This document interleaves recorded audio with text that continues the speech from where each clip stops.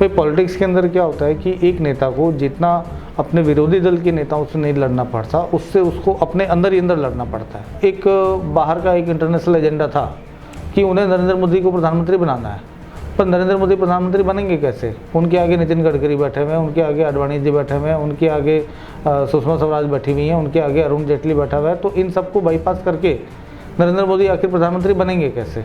तो नरेंद्र मोदी को प्रधानमंत्री बनने के लिए सीधी सी बात है कि पहले तो अडवाणी जी को नीचे करना पड़ेगा, उनके फर्स्ट राइवल संजय विनायक जोशी थे, उनको नीचे करना पड़ेगा।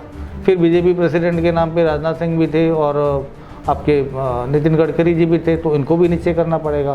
तो अब इनको नीचे करने के लिए कैसे नीचे किया जाए? जब नितिन गडकरी का शिकार किया कांग्रेस ने, तो कांग्रेस वाले ये सोच रहे थे कि हमने बहुत बड़ा तीर मार लिया, और उधर गुरुकुल के चाणक्य हंस रहे थे कि देखो इन बेवकूफ़ों ने हमारे ही शिकार का शिकार कर लिया है, और नरेंद्र मोदी के रास्ते इन्होंने आसान कर दिए हैं। क्या लगता था बीजेपी जो लीडर बड़े थे, मोदी साहब तो भी जैसे सीएम थे गुजरात के, उसके बाद ये बड़े बड़े लीडर एल.के. आडवाणी हो गए, उनको पीछे जब किया गया तो इन 5-7 लीडरों को पता लग गया था बीजेपी में जो थे भी अब हमें पीछे किया जा रहा है। देखिए हमारा जब आपके हाथ से लगाम निकल जाती है, जब आप शतरंज खेलते हैं, आपसे एक चाल उल्टी पड़ गई, तो आप समझ जाते हैं कि मैंने ये एक चाल पहले उल्टी चाल दी, तो अब ये आने वाली चालों में मैं जीत नहीं सकता, केवल कुछ समय का टाइम पास हो सकता है, अल्टीमेटली ये 3-4 चालों के बाद में मैं हारने जा रहा हूँ। फंड्स दिए गए, टेक्नोलॉजी दी गई, एडवाइजरी दी गई, इन सारी चीज़ों की उनको ट्रेनिंग दी गई। अब इनके बीच में उनके रास्ते में जो जो हर्डल्स थी, उन हर्डल्स को भी दूर किया गया, उनके रास्ते को स्मूथ किया गया। चाहे वो नितिन गडकरी हो, चाहे राजनाथ सिंह हो, चाहे अरुण जेटली हो, चाहे सुषमा स्वराज हो, चाहे संजय जोशी हो, इन सबको रियलाइज हुआ कि यार ये हमें तो बुरी तरह से बर्बाद कर दिया गया, हमारा तो पॉलिटिकल कैरियर ही ख़राब कर दिया गया। वो लोग पहले कभी बहुत बड़े और पावरफुल नेता हुआ करते थे, और एकदम मोदी जी पैराशूट की तरह बाईपास से दौड़ते हुए आए और एकदम सबको बाईपास करके आज वो सर्वे सर्वा बन गए। 2002 में फिर बैन क्यों किया अमेरिका ने मोदी जी को? फिर वो खड़े थे ट्रेनिंग, उनको बैन करने की जरूरत पड़ गई थी। मतलब कि आप एक आदमी को, यदि आप पीड़ित आदमी यदि आप शो कर दोगे, सिद्ध कर दोगे पूरे देश के अंदर, तो उसके साथ में लोगों की सिंपैथी जुड़ जाती है कि देखो यार ये इतना बड़ा हिंदू हृदय सम्राट है और अमेरिका वाला इसको वीज़ा नहीं दे रहा, तो एक काम करते हैं जी कि हम इस आदमी को पीएम बना देते हैं, फिर देखो कैसे देखते हैं कि इसको अमेरिका वाले वीज़ा कैसे नहीं देते। वो 50-50 साल की रणनीति को लेके होते हैं, 20 साल की रणनीति को लेके होते हैं, 10 साल की रणनीति को लेके होते हैं। वो इंस्टेंट 2 मिनट मैगी की तरह कुछ भी नहीं सोचते। वो जो चीज़ें प्लान करते हैं, आज जो करते हैं, उन्हें पता है कि हम जो आज करेंगे इसका फल हमें 10 साल बाद में मिलेगा, इसका फल हमें 15 साल बाद में मिलेगा। वो 20 साल आगे की प्लान लेके सोचते हैं। तो आगे जो 20 साल जो पीएम बनेंगे वो भी डिसाइड हो चुका है? डेफिनेटली डिसाइडेड है। आज आप खुद देख लो कि क्या चल रहा है। तब इन्होंने नहीं बोला भी मोदी साहब को लेके आना, फिर 10 साल का टर्नओवर कैसे चल गया कांग्रेस का? 10 साल तक कांग्रेस में कैसे चल गई? उन्होंने उस वक्त ध्यान नहीं दिया कि मोदी साहब को लेके आना 2014 में क्यों? और उसी विवेकानंद कॉन्फ्रेंस के विवेकानंद फाउंडेशन के दफ्तर में आपकी कॉन्फ्रेंस हो रही है, वहीं पर ही अन्ना हजारे बैठे हुए हैं, वहीं पर ही किरण बेदी बैठी हुई है, वहीं पर ही बाबा रामदेव बैठा हुआ है, वहीं पर ही अरविंद केजरीवाल बैठे हुए हैं, वहीं पर ही बीजेपी वाले बैठे हुए हैं। तो तुम लोग प्लानिंग क्या कर रहे थे सारे के सारे एक साथ मिल करके? तो क्या प्लानिंग क्या हुई थी 2012 को लेके? इनकी प्लानिंग एक ही थी कि जी हमें आंदोलन करना है, देश के अंदर अनरेस्ट क्रिएट करना है, पब्लिक सेंटिमेंट्स को भड़काना है। तो पब्लिक सेंटिमेंट्स को भड़काया गया, अनरेस्ट क्रिएट किया गया, जी ये घोटाला हो रहा है, वो घोटाला हो रहा है, इस तरह के करके इन्होंने अफवाह और प्रोपेगेंडा को तैयार किया।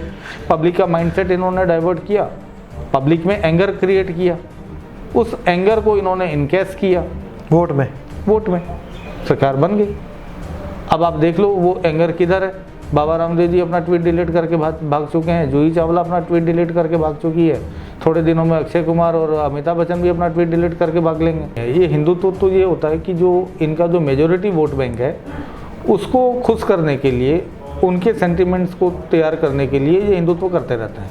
ये बोलते रहते हैं जी कि हम 100% हिंदू राष्ट्र घोषित कर देंगे, तो पब्लिक का ध्यान भटकाने के लिए कि भाई पब्लिक बेरोजगारी, महंगाई, इन सब चीज़ों पे ना जाए, वो उधर हिंदुत्व के हिंदू राज के अंदर खुश रहे, इसलिए वो इस तरह का प्रोपेगेंडा फैलाते रहते हैं। चलो, एक जो बिल आए हुए हैं 3 काले कानून हैं, मोदी जी रद्द नहीं करना चाहते, जब पीछे जो बैठी हैं कंपनियां वो नहीं रद्द होने देना चाहते? पीछे जो कंपनियां बैठी हैं वो रद्द नहीं होना देना चाहते। पीछे की कंपनियां कौन, बाहर से कि यहाँ पे लोकल इंडिया? बाहर से इंडिया वाले तो उनके लोकल रिप्रेजेंटेटिव हैं only, they are their franchises only. यदि आप अंबानी अडानी की बात करते हो तो वो तो केवल फ्रेंचाइजीज हैं, पीछे उनके मालिक तो और पीछे बैठे हुए हैं। क्या लगता है अगर ये बिल नहीं रद्द होते, आने वाले समय में पाकिस्तान चीन से इसी ज़मीन के ऊपर, पंजाब की ज़मीन के ऊपर व्यापार होगा, इसी धरती के ऊपर होगा? बिल्कुल होगा। इसी वजह से ये कानून आए हैं। यस।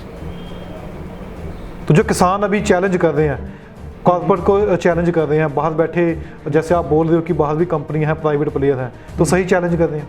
किसान चैलेंज सही कर रहे हैं, बस किसानों की जो चैलेंज करने की जो उनकी एनर्जी है, मैं चाहता हूं कि इस पर उनको ये एनर्जी जो है उन्हें और डबल एनर्जी दे, क्योंकि किसान जो है वो पूरे देश के लिए लड़ रहे हैं, वो अपने लिए भी नहीं लड़ रहे, पूरे देश के लिए लड़ रहे हैं। और अनफॉर्चुनेटली जो देश का जो मिडिल क्लास है वो बेचारा अपने रोटी खर्चे खाने कमाने के चक्कर में उलझा हुआ पड़ा है, उससे समझ में नहीं आ रहा कि हो क्या रहा है।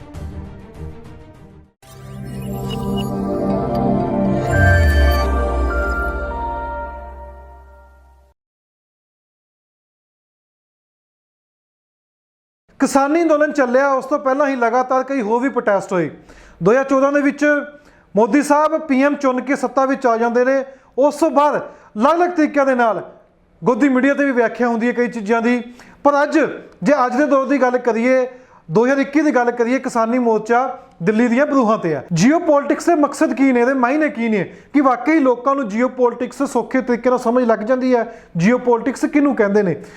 ਕਿ ਜੋ ਸਟੇਟ ਵਿੱਚ सीएम बनते हैं वो भी एक जीओ पॉलिटिक्स का हिस्सा होंदा है।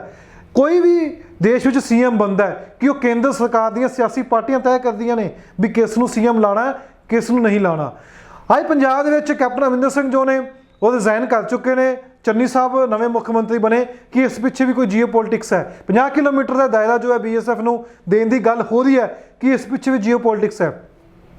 तो साडे नाल मौजूद ने नवनीत चतुर्वेदी, आपां उन्हां नाल गलबात करांगे और समझण दी कोशिश करांगे जो देश के हालातां दे उत्ते इन्हां ने किताब लिखी सी जीओ पॉलिटिक्स, उस विच होर किहड़ी-किहड़ी चीज़ां सामने आईयां, ते जीओ पॉलिटिक्स पार्ट 2 ये भी किताब जल्द आएगी, उस विच होर नवां की लैके आ रहे ने।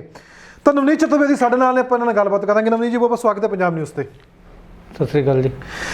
नवनीत जी, आपने किताब लिखी थी जीओ पॉलिटिक्स, उसके बाद काफ़ी सवाल और भी खड़े हुए। जो आपने किताब में लिखा कि वाकई वो सच है, कहाँ से आपने रेफरेंस लिए, कहाँ से आपने वो चीज़ें ली, कहाँ से आपको वो चीज़ें मिल गई, तो ये सवाल जो आपको अभी भी होते होंगे, अभी भी किए जाते हैं मीडिया की तरफ से, तो मेरे को खुल के बताओ थोड़ा सा, जो आपने उसमें रेफरेंस दिए वो आपने लिए कहाँ से हैं, उस किताब को लिखने का मतलब क्या था? किताब मैंने लॉकडाउन में लिखी। लॉकडाउन से पहले का जो मेरा जो कैरियर रहा है वो इन्वेस्टिगेटिव जर्नलिज्म का रहा है। आप पत्रकार हैं, आप अपना माइक लेते हैं, कैमरामैन लेते हैं, जगह जगह जाते हैं, लोगों से मिलते जुलते हैं, लोगों के व्यूज़ लेते हैं। इन्वेस्टिगेटिव जर्नलिज्म में होता पत्रकारी है, थोड़ा सा अलग तरीके से काम करते हैं हम लोग। सब्सटेंशियल एविडेंसेस बेसिस के ऊपर चलते हैं, ओपन सोर्स इंटेलिजेंस के ऊपर काम करते हैं, डॉक्यूमेंट्री एविडेंस के ऊपर काम करते हैं। तो जब इन तीनों चीज़ों को जब हम मिलाते हैं, open source intelligence, substantial evidence और डॉक्यूमेंट्री एविडेंस, इन तीनों चीज़ों को मिलाने के बाद में उनको क्लब करके एक कंक्लूजन देते हैं। उस कंक्लूजन से जो हमें आउटकम मिलता है, जो थ्योरी जनरेट होती है, उसके बेसिस के ऊपर ये सारे रेफरेंस लिए गए हैं और ये बुक जो है लिखी गई थी। तो ये जो बुक जो थी, ये मेरे पिछले 4-5 सालों का प्रोफेशनल जर्नी का एक्सपोजर था। सारी चीज़ें मेरी आंखों के सामने हो रही थी, सारी चीज़ें, ऐसा नहीं है कि बुक मैंने रातों रात लिख दी। तो जो मेरा 4-5 सालों की जो प्रोफेशनल जर्नी थी, लॉकडाउन के अंदर थोड़ा टाइम मिल गया तो उसको एक साथ एक जगह पे उतार करके वो बुक के फॉर्मेट में आ गया। आपने एक बीजेपी लीडर का नाम भी लिखा था किताब में कि आपको उन्होंने पैसे दिए, किस लिए पैसे दिए थे?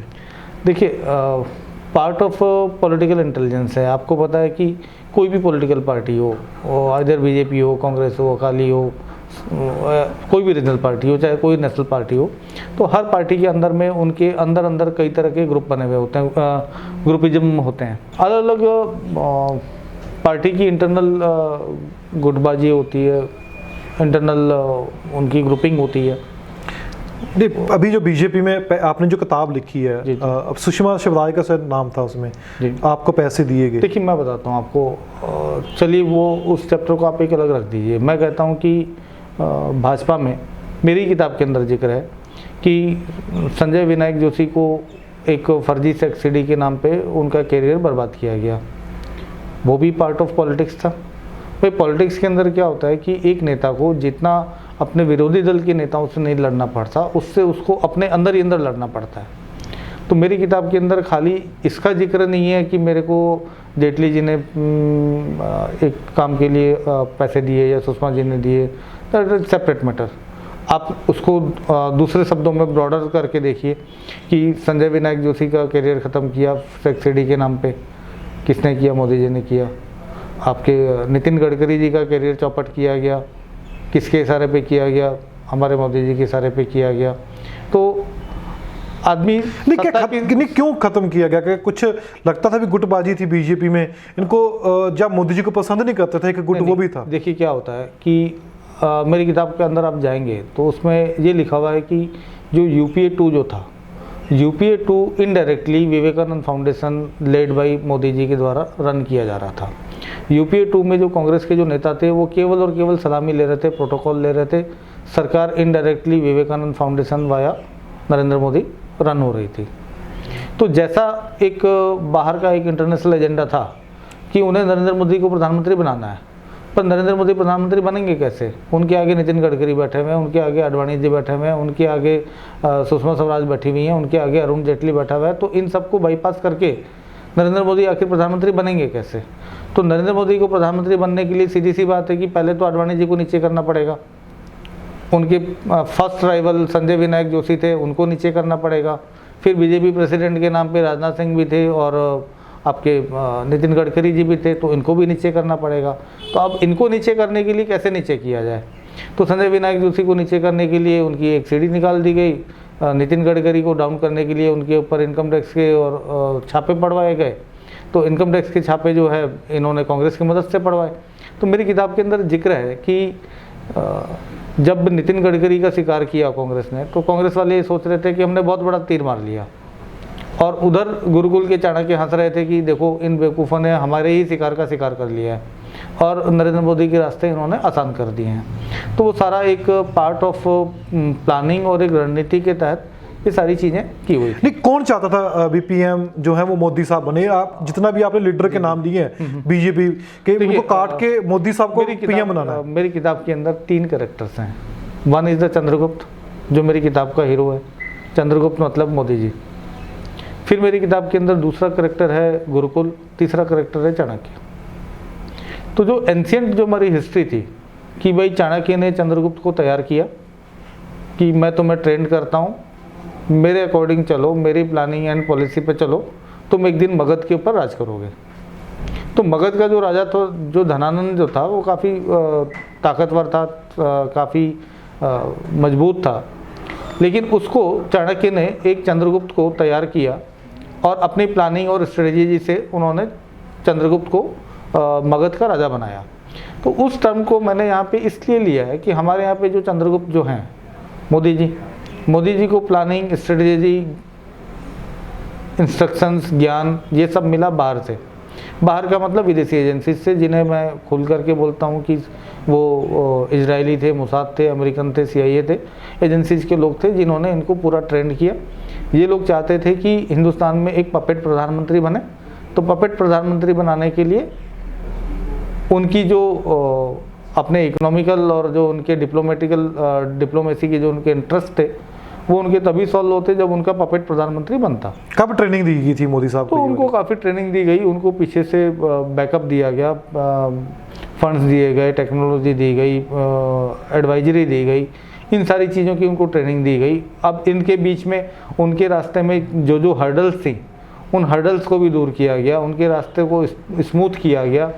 जैसे अपन एक सड़क बनाते हैं, तो सड़क बनाने के लिए क्या करना पड़ता है? हमें रास्ते के कंकड़ पत्थर हटाने पड़ते हैं, झाड़ी झंखाड़, पेड़ पौधे काटने पड़ते हैं। तो उनके रास्ते के जितने भी जो हर्डल्स थे, उनको हर्डल्स को हटाया गया। तो बाद में जब उनकी सरकार बनी, तो जितने भी थे, चाहे वो नितिन गडकरी हो, चाहे राजनाथ सिंह हो, चाहे अरुण जेटली हो, चाहे सुषमा स्वराज हो, चाहे संजय जोशी हो, इन सबको रियलाइज हुआ कि यार ये हमें तो बुरी तरह से बर्बाद कर दिया गया, हमारा तो पॉलिटिकल कैरियर ही ख़राब कर दिया गया।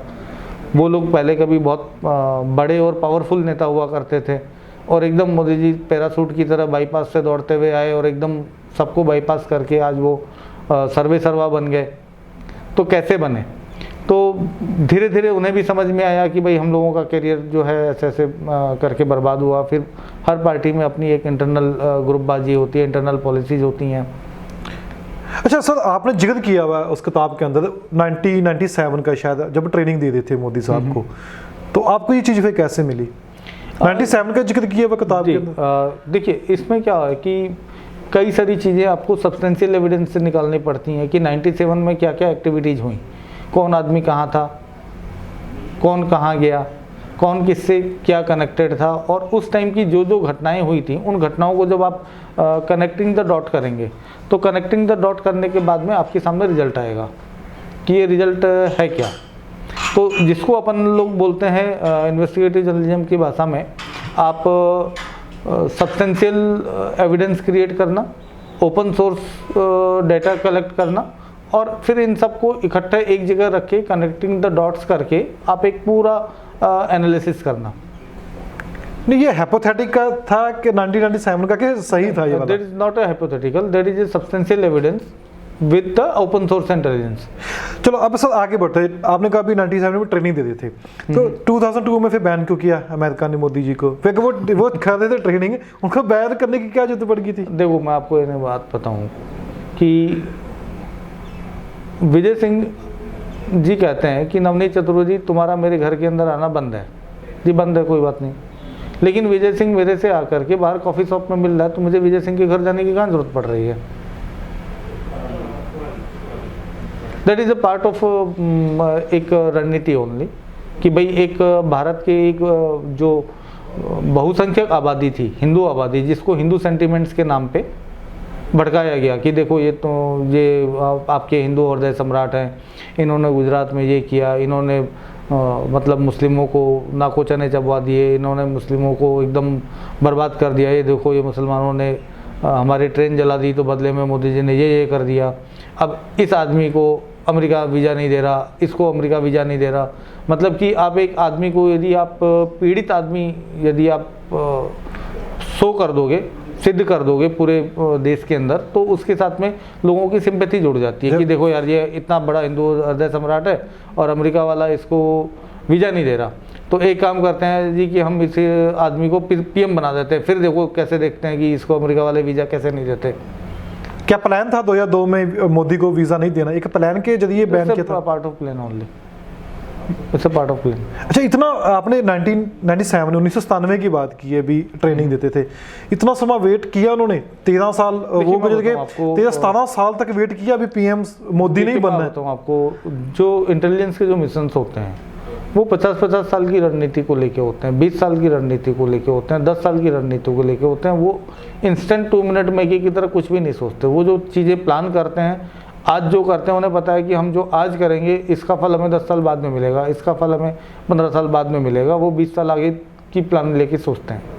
तो आगे जो 20 साल जो पीएम बनेगा वो भी डिसाइड हो चुका है? डेफिनेटली डिसाइडेड है। आज आप खुद देख लो कि क्या चल रहा है। क्या आपको नहीं लगता कि एक ही ग्राउंड के ऊपर इधर से मोदी जी भी खेल रहे हैं, उधर से राहुल गांधी भी एक ही प्ले ग्राउंड पर खेल रहे हैं? राहुल गांधी को समझ लग गया था जियो पॉलिटिक्स क्या है? राहुल गांधी देखो खानदानी राजनीतिक हैं। उनके घर में उन्होंने राजनीति जो उन्होंने देखी है, समझी है, सुनी है, वो हम लोगों से बहुत ज़्यादा बड़े लेवल पे उन्होंने इन चीज़ों को उन्होंने एक्सपोजर लिया है। तो डेफिनेटली मेरी बुक के अंदर पे भी लिखा है कि जो इंटरनेशनल पॉलिटिक्स है, जियो पॉलिटिक्स, उसके खिलाड़ी बहुत ही लिमिटेड है। लिमिटेड का मतलब कांग्रेस में गिने चुने 2-5 आदमी, गिने चुने 2-5 आदमी भाजपा में, फिर आपके बाकी के गिने चुने ब्यूरोक्रेट्स, गिने चुने डिफेंस एक्सपर्ट्स। आप पूरे हिंदुस्तान में यदि आप उंगलियों पे जोड़ोगे तो मैं समझता हूँ 200-400 लोग, इससे ज़्यादा नहीं है। जब बात 2014 की आती है, उससे पहले 2011-12 में एक प्रोटेस्ट होता है ना आज़ादी को लेके। वहाँ पे किरण बेदी भी होते हैं, वहाँ पे बाबा रामदेव भी होते हैं, स्टेटमेंट भी आ जाती हैं 30-35 रुपये लीटर तेल मिलेगा, चलो आज तो पेट्रोल जो मिलेगा, आज तो उन्होंने वो ट्वीट भी डिलीट कर दिए हैं। थोड़ा और समझने की अगर बात करें, जब 2000 में जब 9 में रिपीट हो जाते हैं कांग्रेस जो है, तो फिर तब इन्होंने नहीं बोला भी मोदी साहब को लेके आना, फिर 10 साल का टर्नओवर कैसे चल गया कांग्रेस का? 10 साल तक कांग्रेस में कैसे चल गई? उन्होंने उस वक्त ध्यान नहीं दिया कि मोदी साहब को लेके आना 2014 में क्यों? देखिए मैं बताऊँ आपको, जो 2009 से 2014 कांग्रेस का जो यूपीए 2 था, यूपीए 2 एक तरह से आप यूँ समझो कि डमी कांग्रेस केवल मुखौटा थी। सरकार कायदे से विवेकानंद फाउंडेशन, जो मतलब मोदी जी का जो थिंक टैंक है, और विवेकानंद फाउंडेशन के पीछे पूरी सीआईए और मोसाद लगी हुई थी, वो विवेकानंद फाउंडेशन पूरी सरकार चला रहा था। विवेकानंद फाउंडेशन क्या है? एक एनजीओ है। एनजीओ पंजाब के अंदर और हर शहर के अंदर गली गली में सैकड़ों एनजीओ है।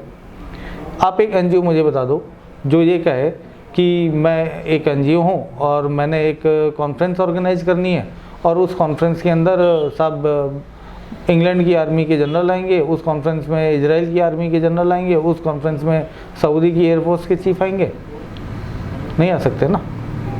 तो विवेकानंद फाउंडेशन भी तो एक एनजीओ था। उस एनजीओ के बैनर पे कॉन्फ्रेंस ऑर्गेनाइज हो रही हैं, वहाँ पे बड़े बड़े इंटेलिजेंस के अधिकारी उस कॉन्फ्रेंस में आ रहे हैं, वहाँ पे बड़े बड़े डिप्लोमेट उस कॉन्फ्रेंस में आ रहे हैं। तो what is Vivekananda foundation? Is the simple NGO. उस सिंपल एनजीओ में इतने सारे बड़े बड़े ब्यूरोक्रेट्स, बड़े बड़े अधिकारी, बड़े बड़े defence experts around the globe सारे आके यहाँ पे दिल्ली में आ रहे हैं, कॉन्फ्रेंस कर रहे हैं, और कांग्रेस की सरकार सो रही है। वीज़ा तो वही लोग दे रहे हैं ना। प्रोटोकॉल भी होता है, एक होम मिनिस्ट्री का प्रोटोकॉल होता है, डिफेंस मिनिस्ट्री का प्रोटोकॉल होता है, पीएमओ का प्रोटोकॉल होता है। आज यहाँ पे देख लो, 7 साल से मोदी जी की सरकार है। आज आप एक धरना दे करके देख लो, सरकार परमिशन नहीं देती है। आज आप एक कोई प्रदर्शन करके देख लो, सरकार परमिशन नहीं देती है। आज आप कोई कॉन्फ्रेंस करने की परमिशन मांगो, सरकार परमिशन नहीं देती है। तरह तरह करके हमेशा ऑल द टाइम, यदि आप डेटा निकालो, साल में 12 महीने में से मैं कहता हूँ 8 महीने तो 144 लगा करके रखते हैं ये लोग हर जगह पे, कि कहीं पे कोई धरना ना हो जाए, कहीं पे कोई कॉन्फ्रेंस ना हो जाए।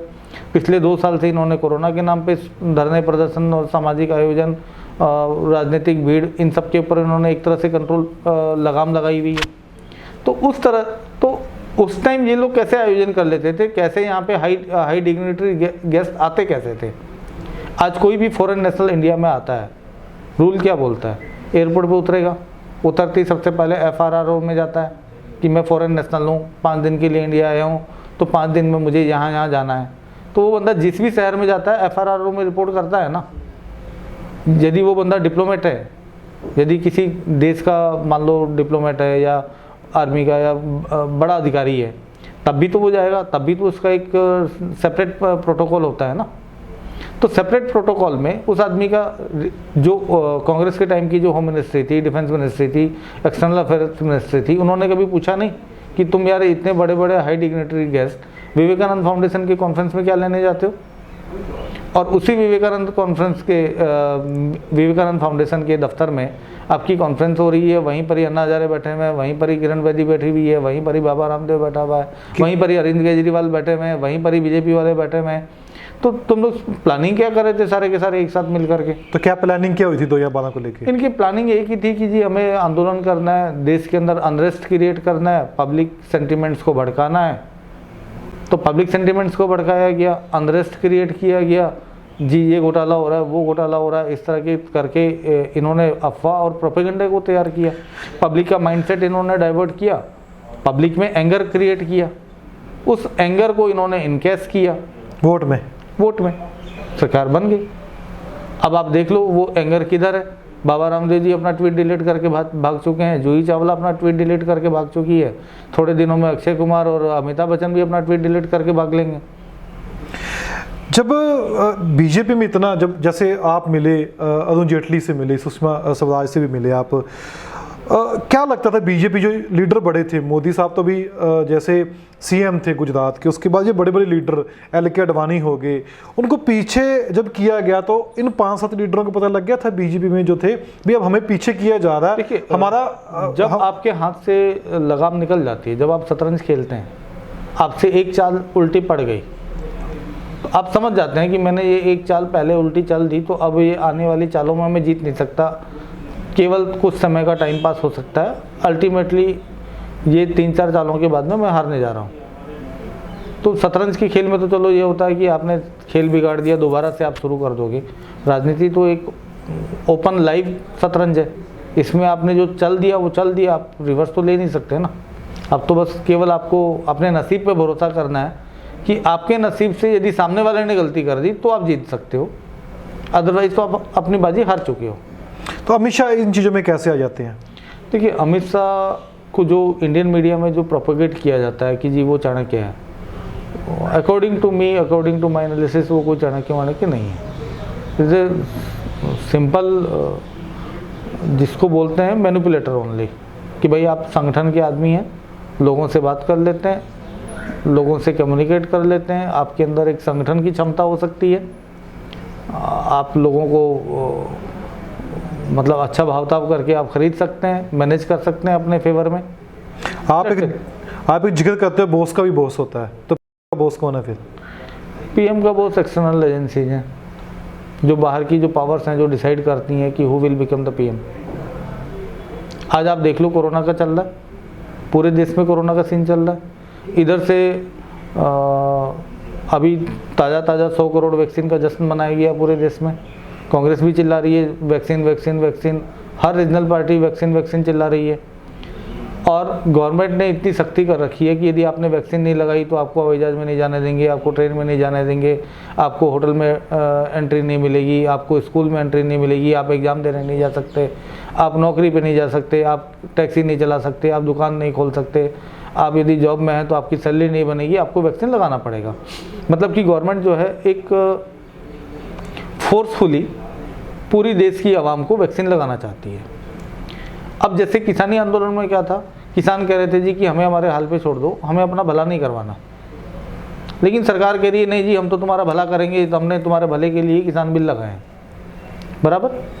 मैं ये कहता हूँ कि मुझे मेरा भला नहीं करवाना, मुझे मेरी वैक्सीन नहीं लगवानी, मैं मरूंगा कोई बात नहीं, मर जाऊंगा, मुझे वैक्सीन नहीं लगानी। गवर्नमेंट कहती है ना ना ये तो एपिडेमिक एक्ट है, तुम तो महामारी फैला रहे हो, तुम्हें तो वैक्सीन लगानी पड़ेगी। फोर्सफुली वैक्सीन लगा रही है क्योंकि गवर्नमेंट ये कह रही है कि हम तुम्हारा भला करना चाहते हैं। ठीक है, आप भला करना चाहते हो, आप जनता को फोर्सफुली वैक्सीन लगा रहे हो। आपको भी बचपन में वैक्सीन लगी होगी, आपके भी बच्चे हैं, आपने भी उनको वैक्सीन लगाई होगी, हर बच्चे को जन्मते ही 2-4 वैक्सीन लगती हैं। लेकिन क्या कभी किसी हॉस्पिटल वाले ने, कभी किसी नर्स ने, किसी कंपाउंडर ने, किसी डॉक्टर ने, किसी डीएम ने, एसपी ने आपके ऊपर सख्ती करी है जी कि आपको ने वैक्सीन लगाओ नहीं तो मैं आपको जेल में भेज दूंगा, या मैं आपको नौकरी में नहीं आने दूंगा, या मैं आपकी एग्ज़ाम में नहीं बैठने दूंगा, या आपको स्कूल में नहीं आने दूंगा, आप वैक्सीन नहीं लगाओगे तो? ऑप्शनल था ना कि आप वैक्सीन नहीं लगाओगे मरोगे, पोलियो की वैक्सीन ड्रॉप नहीं पियोगे, मत पियो, लूले लंगड़े हो जाओगे, हमारा क्या जाता है, यही होता था।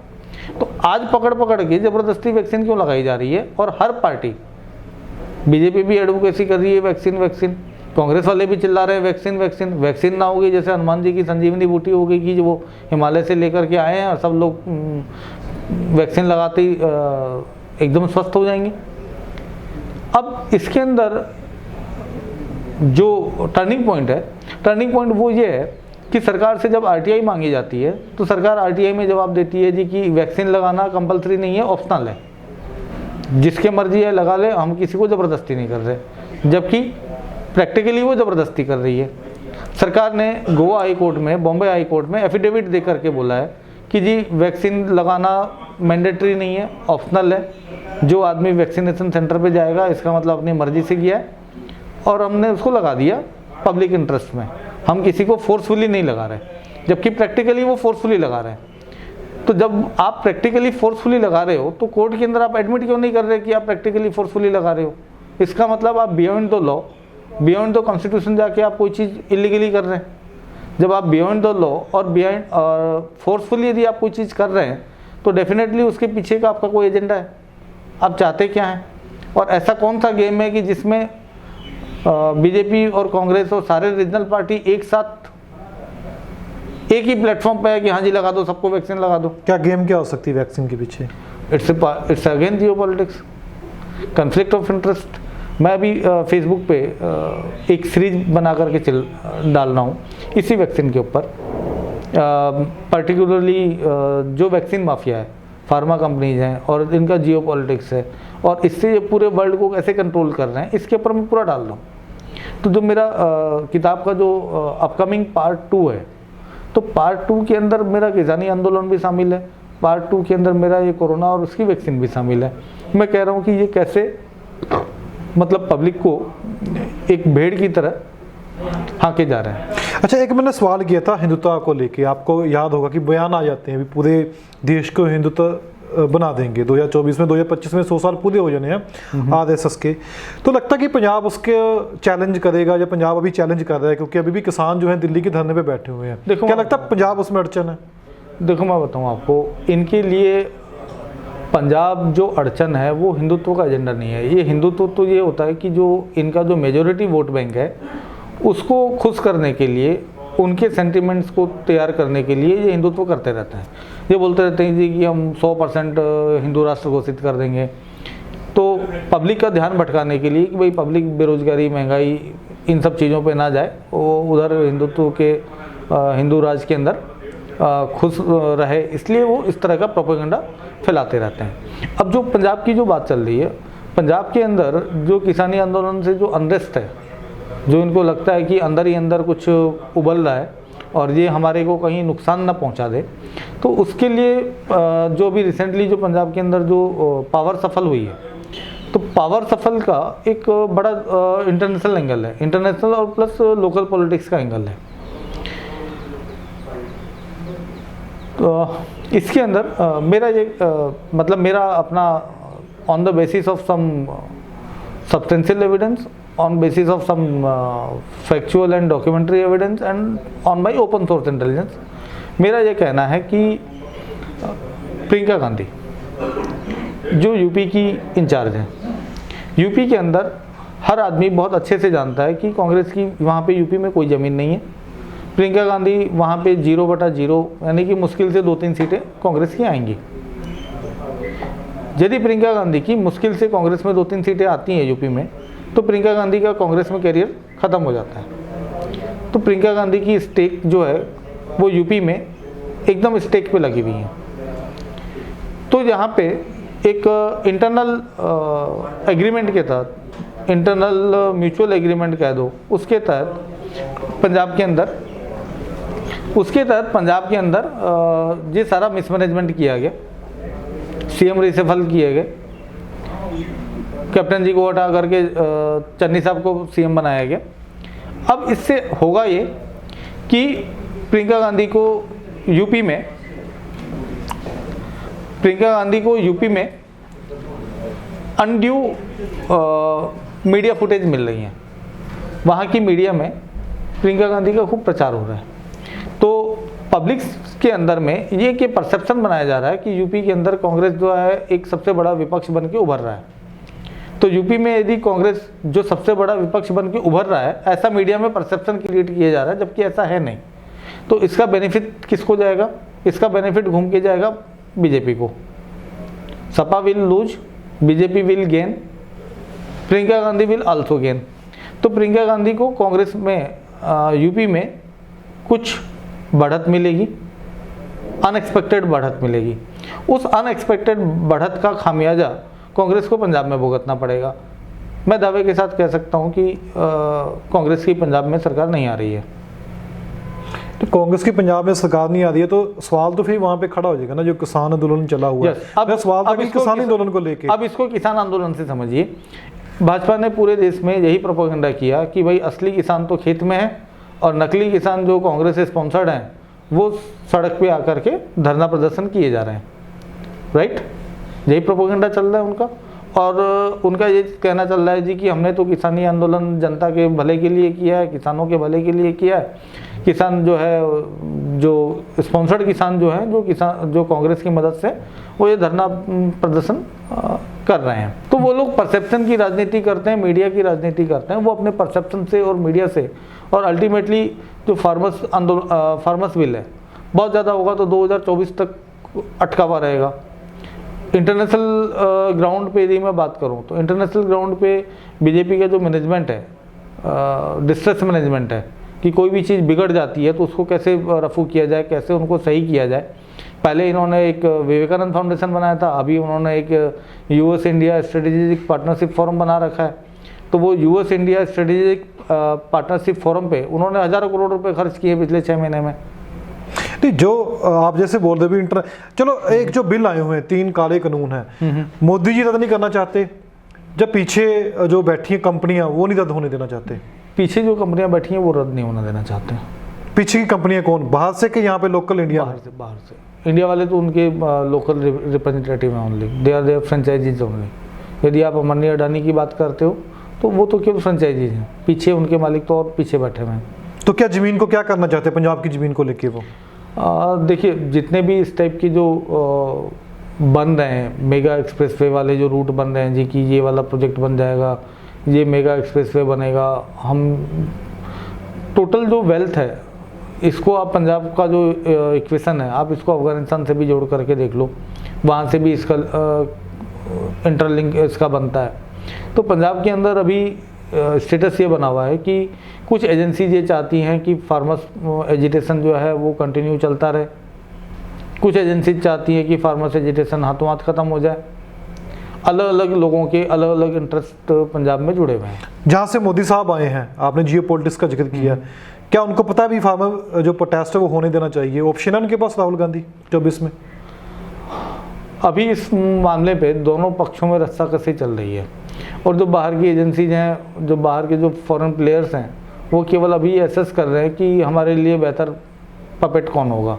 जिस दिन उन्हें लगेगा कि राहुल गांधी उनके लिए बेहतर पपेट साबित होंगे, उस दिन ओवर द नाइट आपको मुल्क में माहौल चेंज नज़र आएगा। फिर कानून रद्द हो सकते हैं उसकी वजह से? कानून रद्द एग्रीकल्चर बिल में मैं समझता हूँ नहीं होंगे।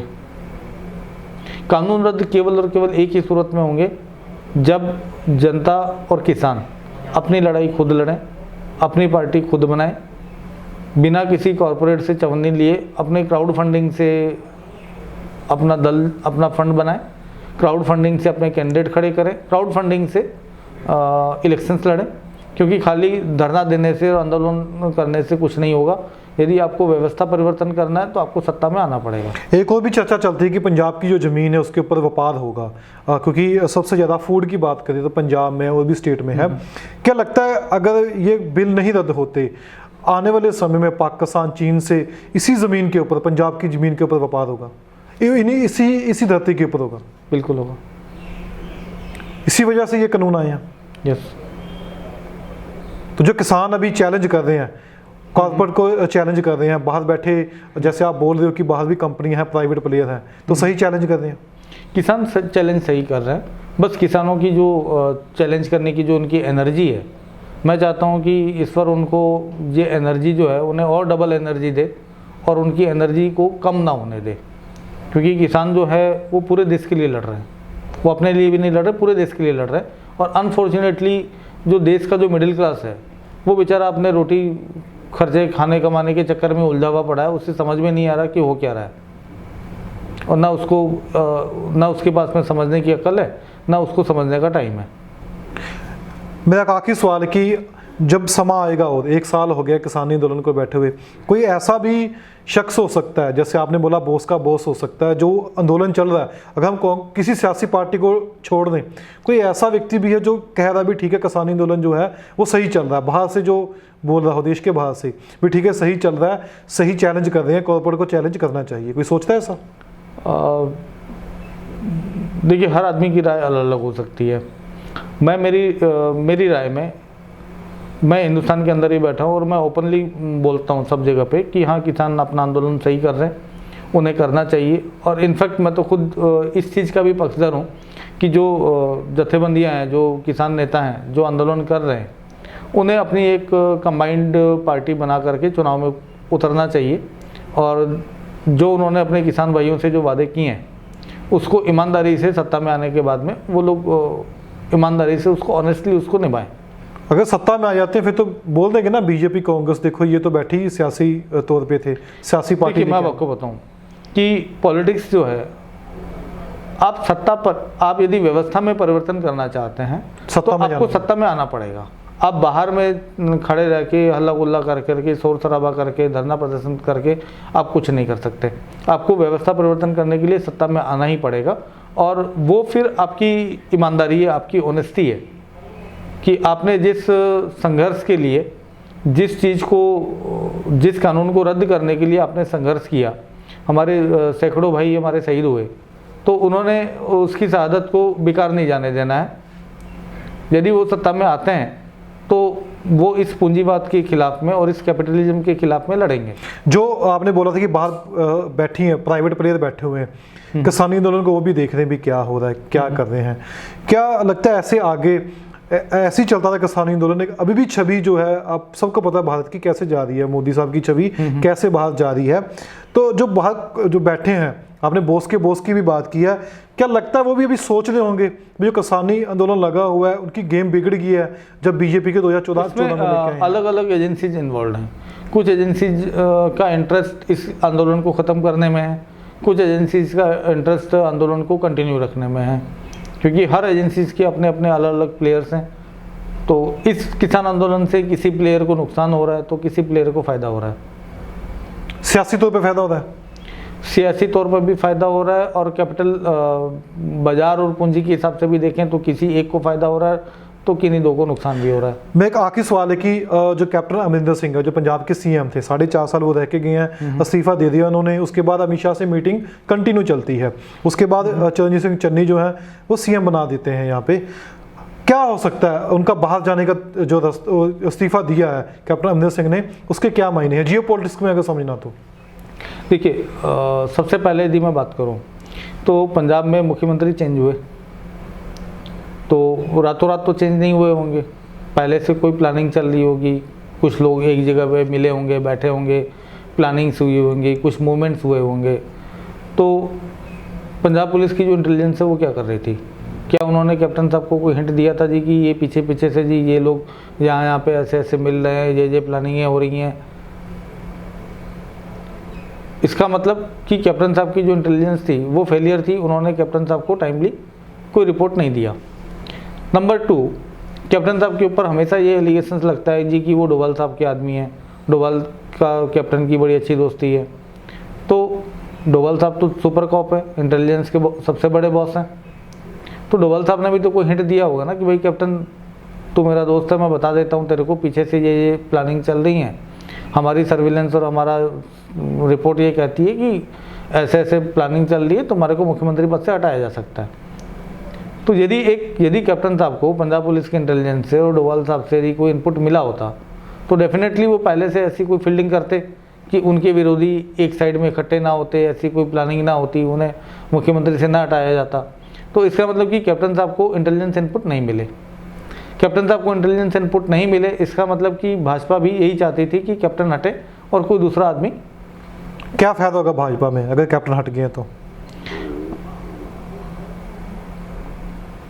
जो अभी अनरेस्ट का जो माहौल बना हुआ है, जो भी माहौल बना हुआ है कि भाजपा का फायदा ये है कि भाजपा ने नहीं जीतना कांग्रेस के अंदर, पंजाब के अंदर, लेकिन भाजपा का मेन मोटिव ये है कि किसी भी हालत में पंजाब में कांग्रेस क्लीन मेजोरिटी में ना आए।